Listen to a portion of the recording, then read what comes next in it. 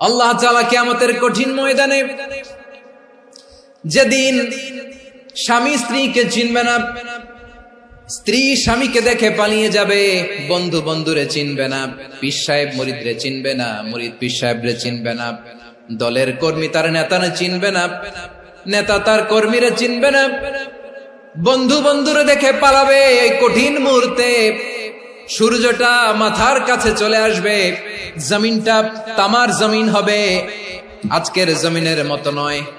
মানুষ ঘর্মাক্ত, ক্লান্ত, শ্রান্ত মাথার মগজগুলো কানের ছিদ্র আর নাকের ছিদ্র দিয়ে বেয়ে বেয়ে পড়বে। বিশ্বনবী ফরমান, কিয়ামতের ওই কঠিন ময়দানে 7 শ্রেণীর ব্যক্তিকে রব্বুল আলামিন তার আরশের নিচে ছায়া দিবেন। তার মধ্যে প্রথম শ্রেণীর ব্যক্তি হলো ইমামুন আদিল, যে ইনসাফের সাথে বিচার করে, যে জাস্টিস সমাজে সার্ভ করে, যে সুশাসন নিশ্চিত করে, ওই ইমামুন আদিল। আদিল শব্দটা বুঝছেন না? ইন্নাল্লাহা ইয়া'মুরু বিল আদল, পাইছেন? আদিল। 7 শ্রেণীর ব্যক্তিকে আল্লাহ তাআলা সুশীতল আরশের নিচে ছায়া দিবেন, যেদিন তার দেয়া ছায়া ছাড়া কোনো ছায়া থাকবে না। এর প্রথম হচ্ছে ইমামুন আদিল, ন্যায়পরায়ণ শাসক। চিল্লায় বলেন সুবহানাল্লাহ। আবার বিশ্বনবী বললেন, ইন্নাল মুকসিতিনা ইনদাল্লাহি আলা মানাবিরা মিন নূর আন ইয়ামিনির রহমান। কিয়ামতের দিন যারা ন্যায় পরায়ণ হিসেবে আল্লাহর সামনে দাঁড়াবে, কিয়ামতের দিন রব্বুল আলামিন তার আরশের ডান দিকে ওই ন্যায় পরায়ণ লোকদের জন্য আরশের ডান দিকে একটা নূরের মিম্বারে তাদেরকে বসার সুযোগ করে দিবে। আল্লাহর আরশের ডান দিকে ন্যায় পরায়ণ লোকদের জন্য আল্লাহ তাআলা নূরের মিম্বার বানাবে। 4টে কেন কথা মনে করেছেন? আল আদাল, জাস্টিস। ইন্নাল্লাহা ইয়া'মুরু বিল আদল। আল্লাহ তাআলা এই আদালতের নির্দেশনা দেন, সুবিচার, সুশাসন। প্রিয় ভাইয়েরা, এটা আমরা বাংলাদেশে চাই কি চাই না? এই যে অরাজকতা, এই যে অন্যায়, এই যে জুলুম, এই যে ইনকনসিস্টেন্সি, সমাজের অসঙ্গতির প্রধান কারণ জাস্টিস নাই, সুবিচার নাই, সুশাসন নাই। শেষবারের মতো আওয়াজ করে বলেন তো, আমরা বাংলাদেশে আদল চাই কি চাই না?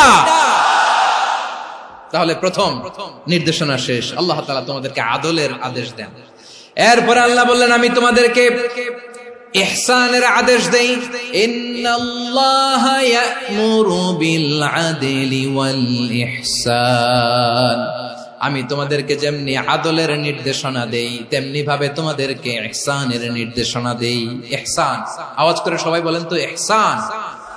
ইহসান মানে কারো প্রতি সফট হার্টেড হওয়া, মহানুভব হওয়া, অনুগ্রহ পরায়ণ হওয়া, অনুগ্রহশীল হওয়া, একে অপরের প্রতি দয়াদ্র হওয়া। একে অপরের প্রতি দয়াদ্র, অনুগ্রহশীল হওয়া ছাড়া মানবিক সমাজ কশিনকালেও গঠন করা সম্ভব না। প্রিয় ভাইরা, সুন্দর আচরণ দিয়ে, ইহসান দিয়ে যা জয় করা যায়, নরম আচরণ দিয়ে যেটা অর্জন করা যায়, কঠোরতা দিয়ে সেটা পারা যায় না। বিষ্ণু ঈসা ইসলাম ইহসান দিয়ে, কোমল আচরণ দিয়ে, তার অনুগ্রহ দিয়ে তিনি অনেক কাফিরের হৃদয়কে জয় করে ফেলেছেন। সাইয়েদনা সুমামা ইবনে উসাল রাদিয়াল্লাহু তাআলা আনহুর কথা মনে পড়ে যায়। তিনি ছিলেন ইয়ামামার বাদশা। মদিনাতে বিশ্বনবীকে হত্যা করার নিয়তে এসেছিলেন। গোপনে গোপনে বিশ্বনবীকে হত্যা করে আবার ইয়ামামাতে তিনি ফিরে যাবেন। কিন্তু কি অবাক করা কাণ্ড, হত্যা করতে পারে নাই, সাহাবাদের হাতে তিনি ধরা পড়ে গেলেন। সাইয়েদনা সুমামা ইবনে উসাল রাদিয়াল্লাহু তাআলা আনহু হত্যার নিয়তে আসলেন, কিন্তু হত্যা করতে পারলেন না। সাহাবারা ওনাকে ধরে ফেললেন, ধরে মসজিদে নববীর পিলারের মধ্যে বেঁধে রাখলেন। সুমামা ইবনে উসাল, সিরাত থেকে শুনে, সিরাত থেকে শোনাচ্ছি, রাদিয়াল্লাহু তাআলা আনহু ইয়ামামার অধিপতি ছিলেন। বিশ্বনবীকে হত্যার জন্য আসছেন, ধরা পড়ে গেছেন, এখন মসজিদে নববীতে বেঁধে রাখছে। তার মানে বন্দী। এখন স্ট্যাটাস কি? বন্দী, ক্যাপটিভ। তো বিষ্ণু ঈসা ইসলাম সাহাবাদেরকে বললেন, তার খোঁজ খবর নিও, সুমামা ইবনে উসালের খোঁজ খবর নিও। সাহাবারা বলেন, ইয়া রাসূলুল্লাহ, আপনাকে হত্যা করতে এসেছে, তার তো